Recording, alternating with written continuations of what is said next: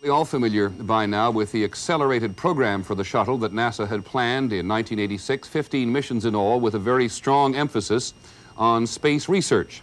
All that is now on indefinite hold. Here's ABC's Lynn Scher in Houston. NASA is still counting down for the year of space science, their most ambitious launch schedule yet, with the emphasis for the first time on the stars and the planets.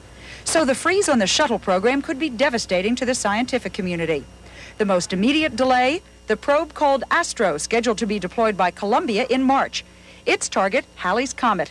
It would have been America's only real look at Halley, bringing the first detailed ultraviolet studies. The point? To learn more about our Earth by learning about other celestial objects. The next scheduled mission, Ulysses, a European spacecraft designed to observe the polar regions of the sun. It would have been launched by Challenger in May and traveled towards Jupiter, where that planet's gravity would hurl it to an orbit around the sun, giving us our first close-up look at the solar flares and magnetic fields around that giant star. Then the Galileo mission, another spacecraft deployed from the shuttle to go into orbit around Jupiter. Its task?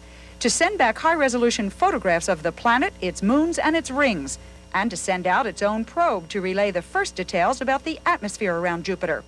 But the most severe concern revolves around the Space Telescope, the $1.2 billion eye in the sky that's designed to look further out into the universe than ever before. It will make an enormous increase in our ability to study and to understand the cosmos, probably the largest single increase that's happened since Galileo first looked through his telescope. Astronomers say the telescope will see details 10 times clearer than from Earth. And this computer projection illustrates that what the best Earth-bound telescope would see as this, the Space Telescope would see as this.